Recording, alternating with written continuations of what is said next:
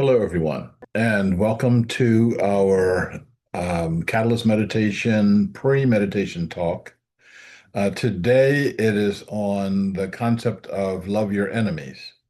Now, we had a version of this just yesterday, and this is going to be part two on what may turn into three parts, talking about the concept of loving your enemy. Today, we're going to be doing that with, coincidentally, today's uh, Season for Nonviolence quote of the day, and that is from Václav Havel. Havel says, "Truth must be integrated with love. Morality is not whole without it. Love is the greatest strength of the powerless. Unity founded on love will never be coercion. Power guided by love will never be violence. Love is all powerful and will even overcome hatred, and only love can do this." A very powerful quote, and a very powerful quote from a person who's not seen as a religious figure, not seen as a theologian, not seen as, running in, being in the church all the time. This notion of love as an active force is something that I've been working with for quite a while. And I want to bring this to you because um, a lot of times when we talk about love, we are talking about what I call cute, fuzzy bunny love. When we're talking about love, we're talking about um, people being happy and smiling all the time and lots of hugs and stuff like that. And I'm not saying that's not good. I am saying that's not the active force that can change our world. And so what we have to do is be focusing in on what is the active force.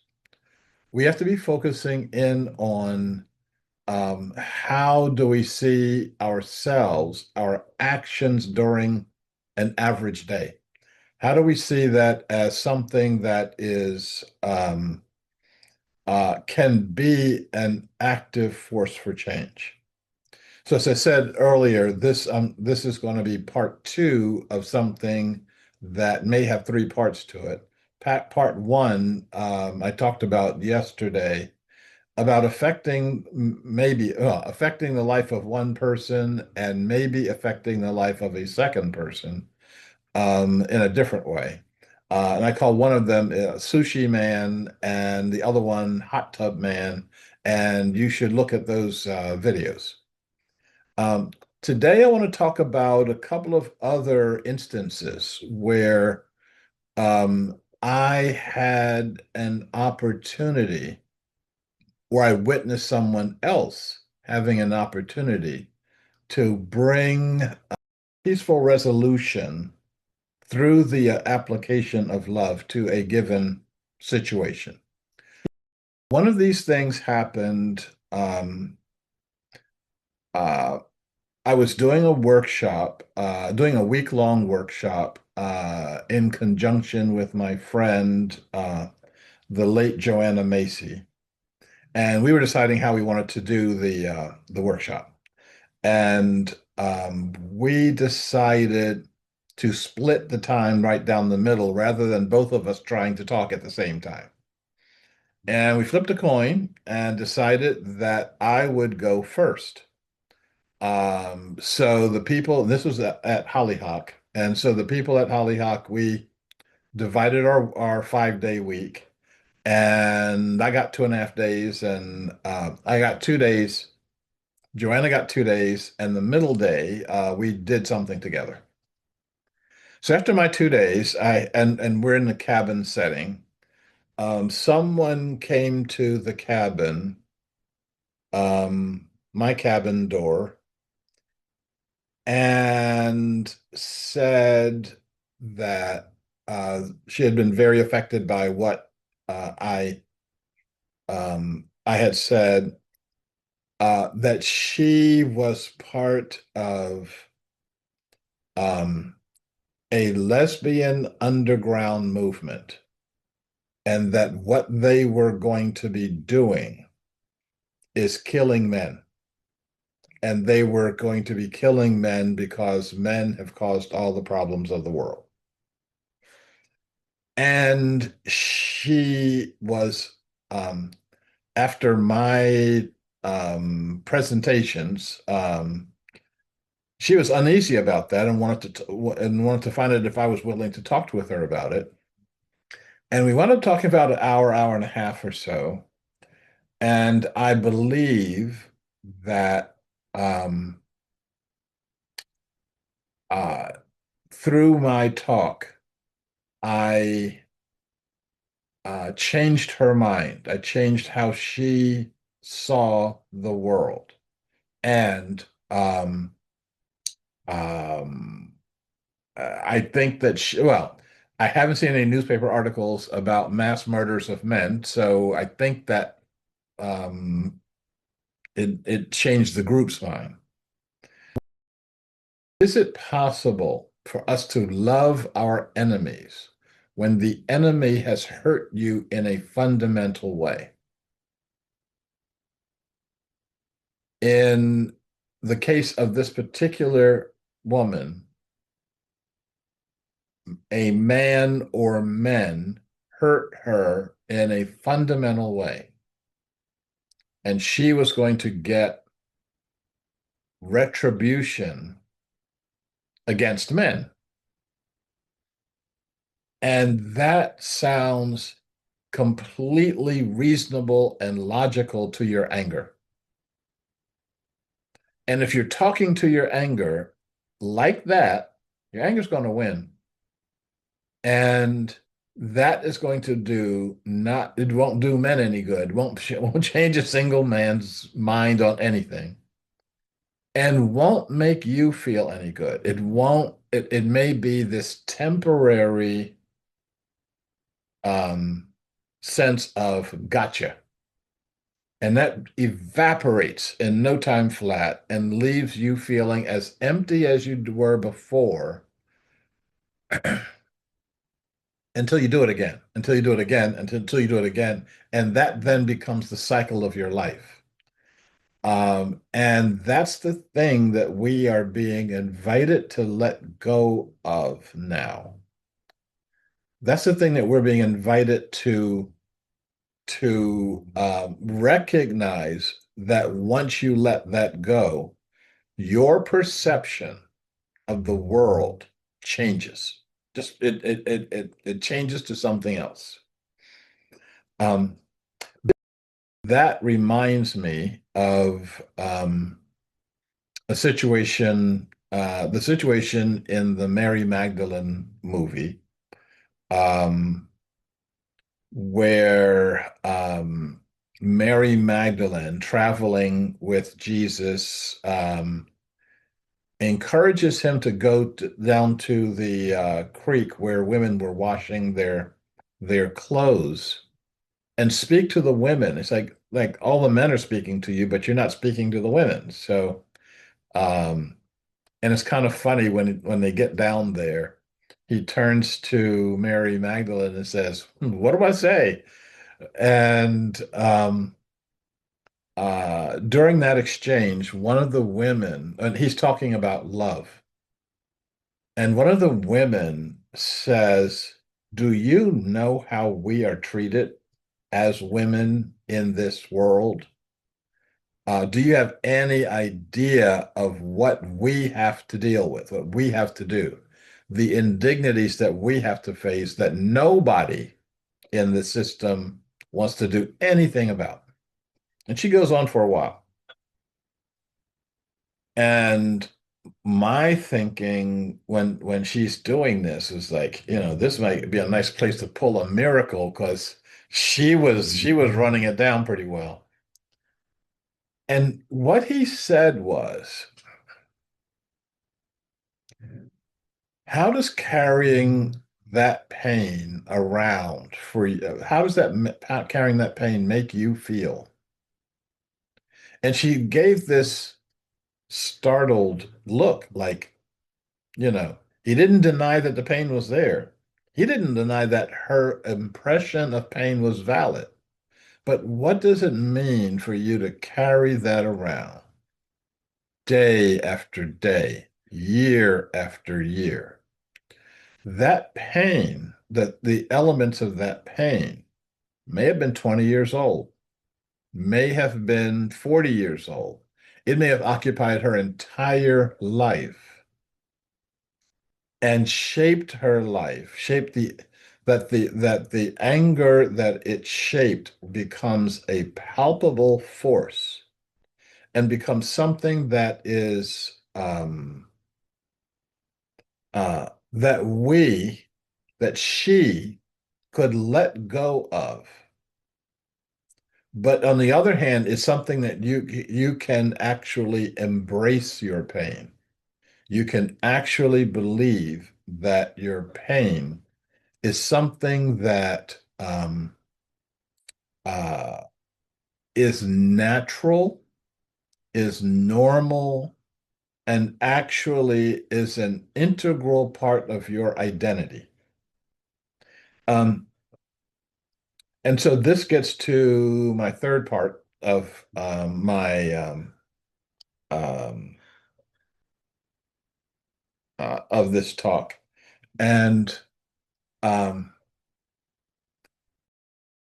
as an African American, as a Black person who is living within the history of America, which to Black people has been a very checkered history. Um, I have had um, negative experiences of racial energy in this country, starting at, oh, I don't even know, 5 or 6 years old. Um, I remember going to the store back in the days when the store was right on the corner, and you could send a 6-year-old to the store to buy this, that, and the other, and they would, and you give the guy the $5 bill, and he'd put the change right in the bottom of the bag, okay, and you go merrily back home. But sometimes going into certain stores, the storekeeper would not give me a bag. So if I had 3 or 4 items, everybody else got bags. I didn't get a bag. So I'm walking down the street trying to juggle these 3 or 4 things that I bought. And my mom would see me coming and meet me at the door. She says, go right back there and tell him that you want a bag. And I'm like, now, why am I in the middle of this? Did I do something wrong? Why doesn't she go back and tell him that I want a bag? Um, but um,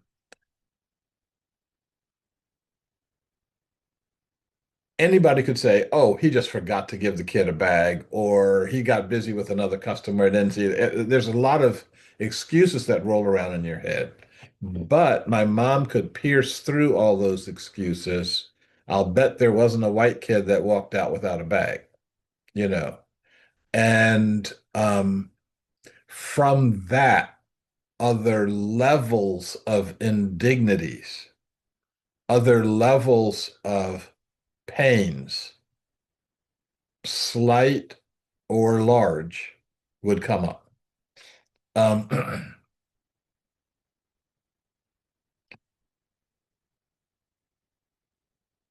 it happened so frequently in our past.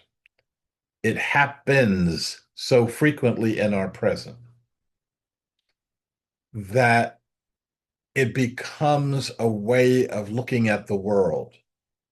And it becomes a way of looking at the world so that when I'm walking down the street, it's hard for me to see a human being.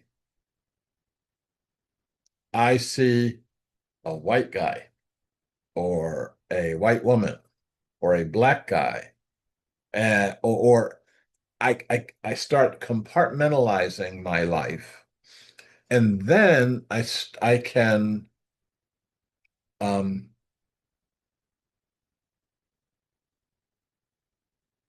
I can attach meaning to my compartmentalization. I can start thinking, oh, if he's a white guy, then he doesn't understand me, he doesn't like me, and I start being defensive with absolutely nothing happening, not one thing happening. Okay. Um, some time ago, I made a decision to stop doing that. So just as Jesus said to the woman down by the river washing her clothes, how does carrying around that pain make you feel? How does carrying around the pain of racism over the course of 300 years make you feel?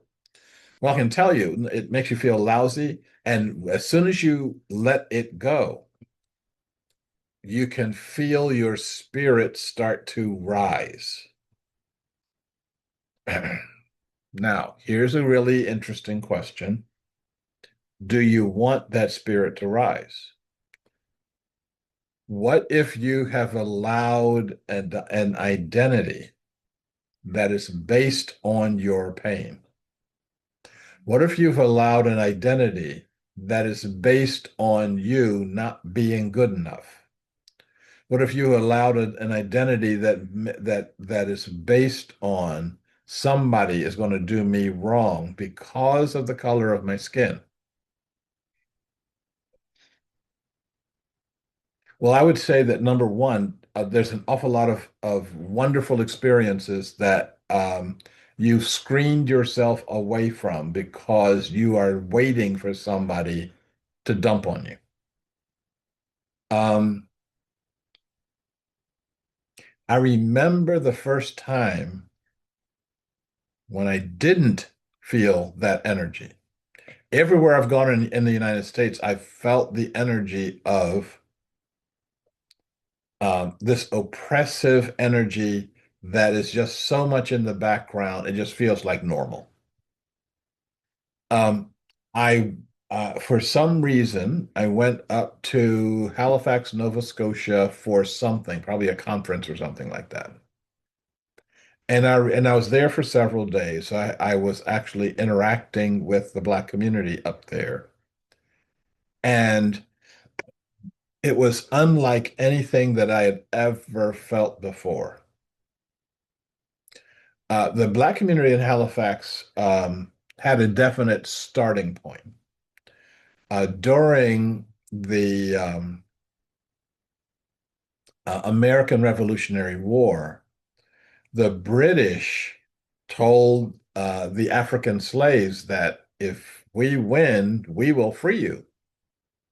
And if we lose, the people who win are your slave owners. So this is going to go on for a while.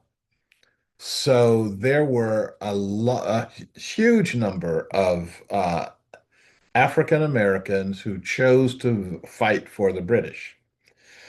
The British lost. And they took the people the black people who fought for them up to Canada, where they lived as free people from day one. And because they were there and seen as free people and seen as equals, they had a very different energy toward each other, toward themselves, toward their government. And I found it startling, amazing, and very refreshing.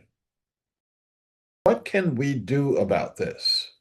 This background of slavery that has been with us for 300 years or so, it has morphed over time, but has never gone away. What can we do to make it go away? Well, there's something we can do to make it go away. Um, you probably heard me talk about Michelle Small Wright, the woman who wrote the book Behaving as If the God in All Life Mattered. And she created something that she called the battle energy release process. I could talk for about an hour about it, but I don't have an hour. I've got a couple of minutes. And in that process, you um, um, you go to and she was doing this around the Civil War issues, around the battlefields of the Civil War.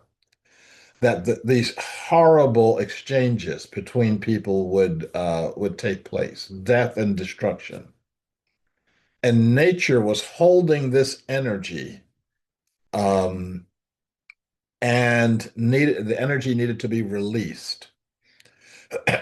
And so Michelle was going around to these various battlefields, and with the process that she created, basically said to the energy, let go, release to your next highest level, leave this area.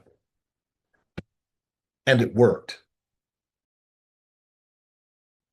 I did this with her a couple of times, and I saw that we could do this same energy in all of the conflict areas in our country where whites and blacks had come into conflict. All the slavery areas, like just feeling it in, for example, Charleston, South Carolina, Savannah, Georgia, all the places that had big slave markets. And I created a process that I called the slavery energy release process. And I went to these areas and asked that energy to leave, and it left. You could literally feel the energy. In Savannah, Georgia, they had this place, this area called River Place, or River Walk. They spruced up the riverfront downtown as a touristy trap, and people didn't go there. They didn't.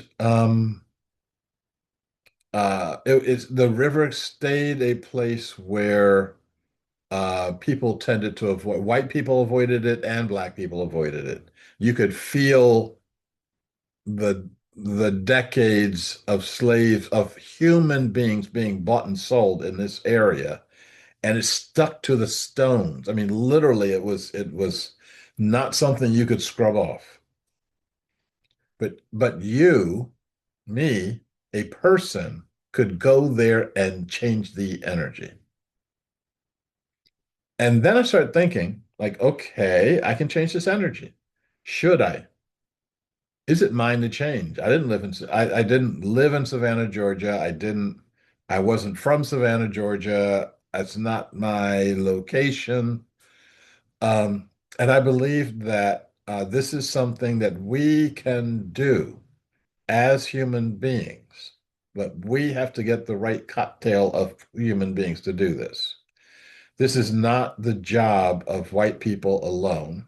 This is not the job of black people alone. What we have to do is move that energy together. We have to love our opposites. We have to, and instead of saying love your enemies, because I don't even identify having enemies anymore, um, to love the other, because you definitely have some others, people you would rather not be around. And by going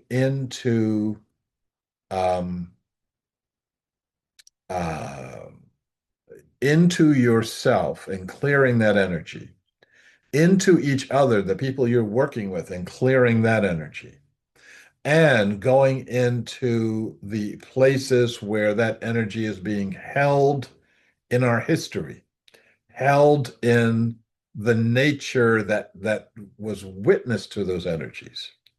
By moving that energy around, I think that we will be able to see and act in a completely different way. And that may be something that we decide to take on when there's enough we's to take on something like that.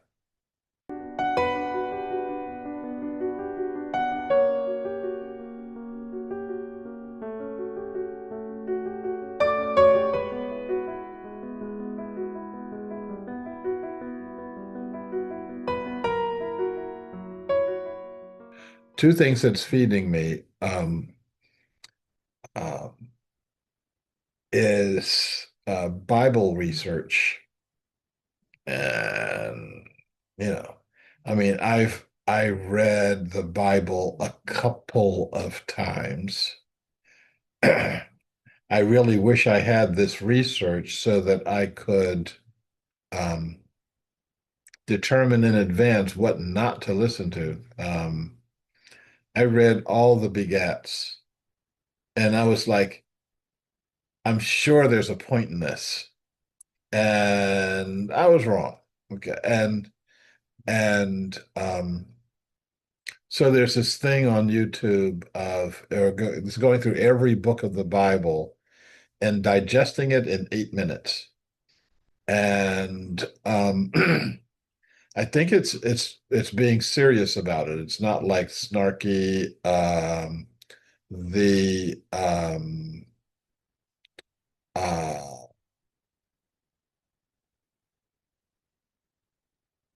but it's interesting. Um, the other thing is on consciousness, and I'm thinking that I'm going to be giving this to all of us because it's they're not looking at consciousness the same way I'm looking at it in terms of holonic consciousness, which is one of the reasons why it's nearly impossible for me to get a conversation about consciousness with anyone who knows anything about consciousness because they think that I don't know. So this video that I'm halfway through is 2 hours long. Um, and it's good stuff.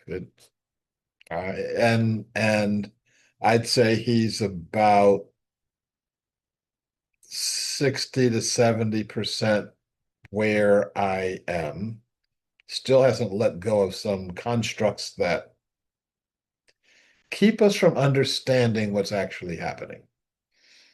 Um, but I've been feeling 60% affirmed. So um and yes, we all have constructs. I read that without my glasses on. Um, and not a but, and if we actually sit down with each other and explore each other's constructs, we will be able to see what's lying behind all of this stuff. Um, the good thing about this video series is he keeps saying there's a lot of stuff that's lying behind all this stuff, and we can't see it, and I can't see it, but let's kind of explore the void together here, which I think was really good. And Esther, you got a hot mic, and you should not be hesitant at all to use it. So, Well, you did ask us to ask for any messages that came down, and I I got a couple of insights that I just had to write down. And one is dark the dark night of the soul is about peeling away the labels our beliefs put on the world. It's the lens. um, Peeling away these layers reveals God's way. To love as the Father loves is to believe in the truth, beauty, and goodness around you.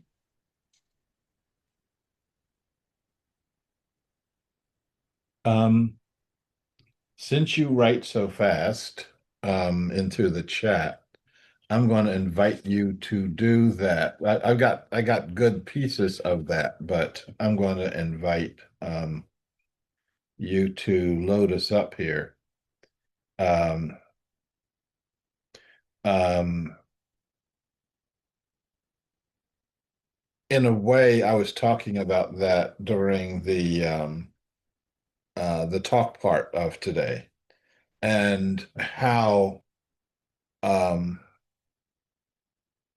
what I had to do as an African American living in a society with a history of slavery was peel away my own layers from that. And then I'm able to peel away the societal labels of that. Until you can do both, you stay stuck. And I think that this is a continual process. It's not just, oh, I peeled this away 6 months ago, so I don't have to look at it again. It's like, no, you can keep looking, you know. Um, um, I would also say that it's also looking at and looking for the light. That the light is right there with us all the time, also. And um, we can peel away our limitations on the light, if that makes any sense. Um, so I am so sick of hearing, and I guess my neighbors are sick of hearing me reacting to the things I see on videos and yelling at the screen. Um, um, but anytime you have um, anything that talks about consciousness, the first thing they say is consciousness is formed in a human brain, meaning if you're not looking at a human brain, you are simply not looking at consciousness, which is probably the most limiting way that you could ever think about the issue of consciousness.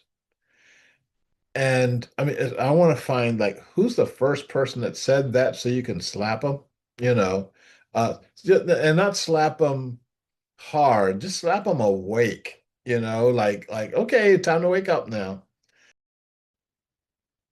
You've seen my slide of the comparison between a human brain and a dolphin brain.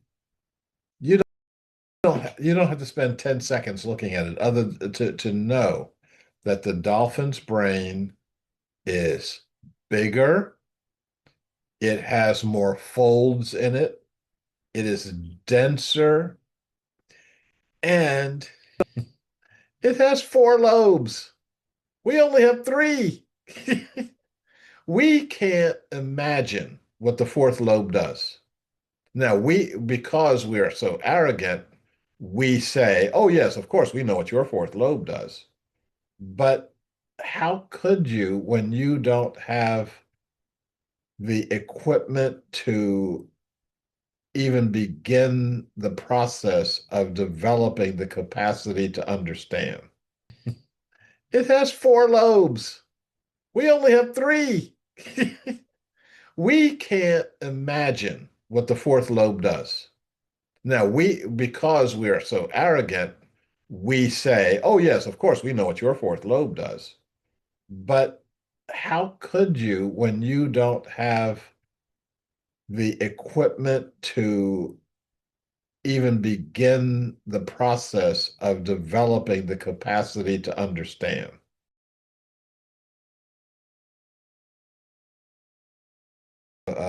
Starling murmuration on a video.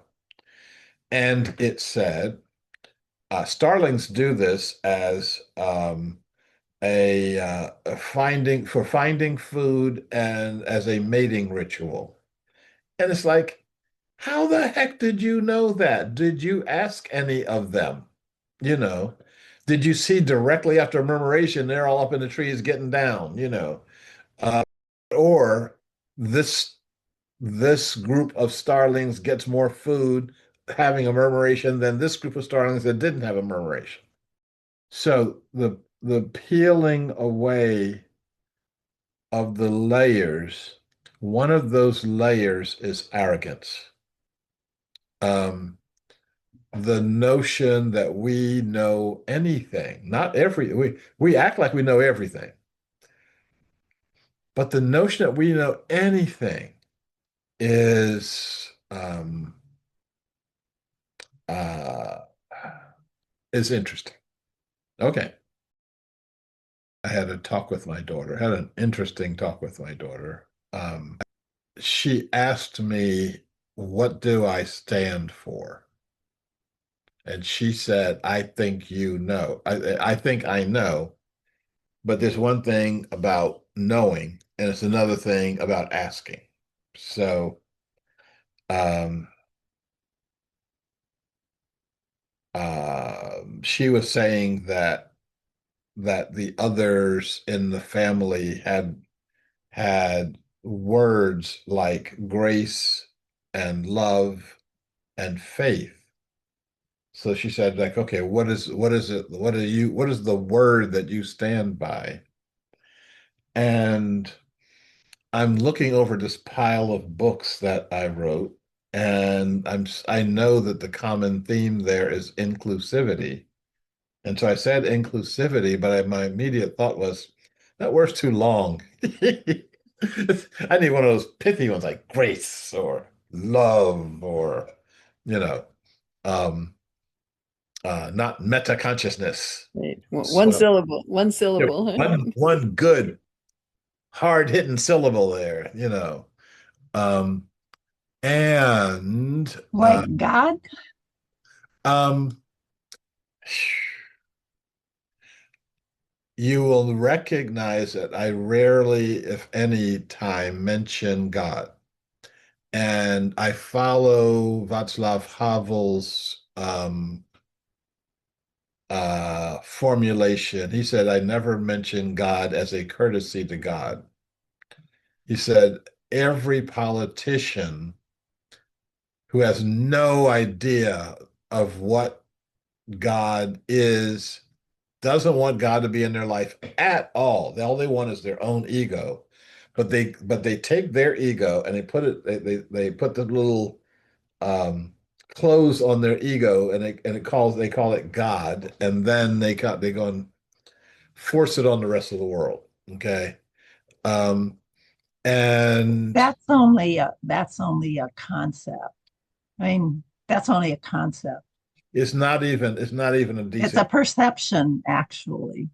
I disagree. I don't think they're perceiving anything And no, other. I think you are perceiving them that way. Oh, um,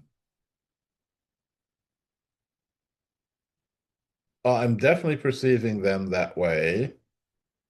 Um, Václav Havel definitely perceived them that way. So when um, someone like a Pol Pot or a Joseph Stalin or an Adolf Hitler or one of them talked about God,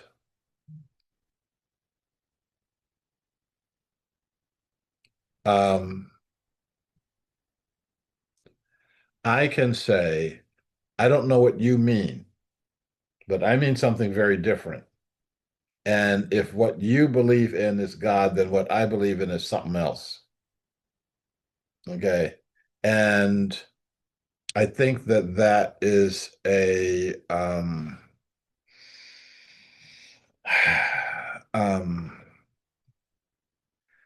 I think that that is a something. My brain isn't, maybe this is the 4 a.m. part.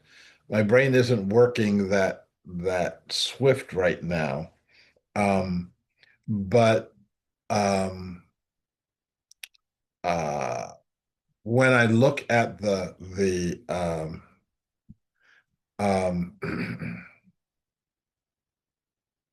when I look at how politicians talk about God, and I look at what you just wrote, God is the first source and center and the all of everything that is. I agree with that.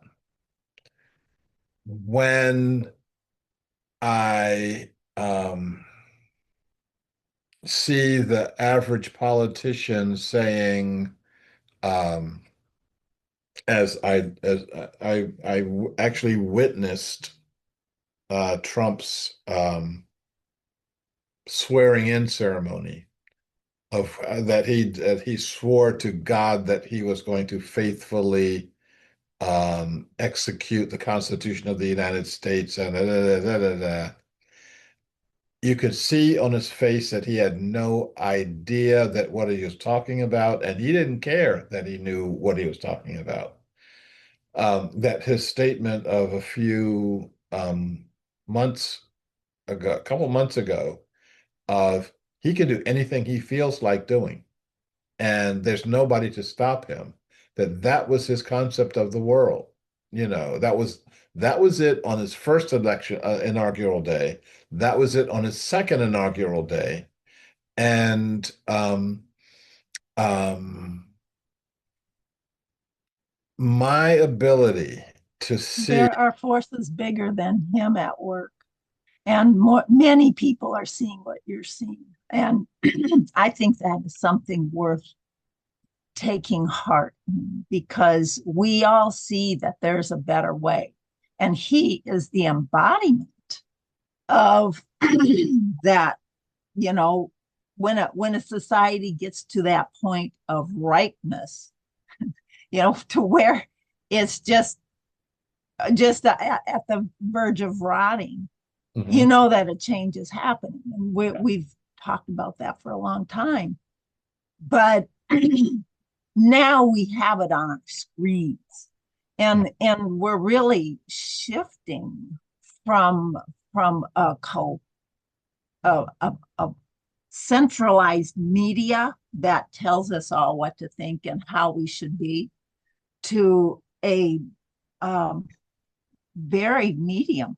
Like, you could have 1 million followers on YouTube, even though most of the people in the world don't know you. Yeah. You know, Mhm.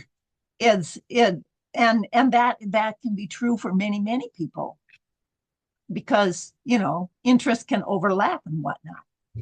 Yes. So the control that they think they can have is an illusion.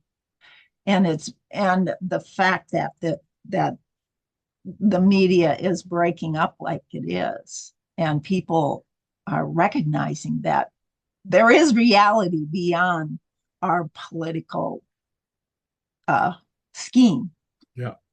Um, But we do have checks and balances available and in place yet, that can counterbalance the very thing that you were talking about. We should remember that too.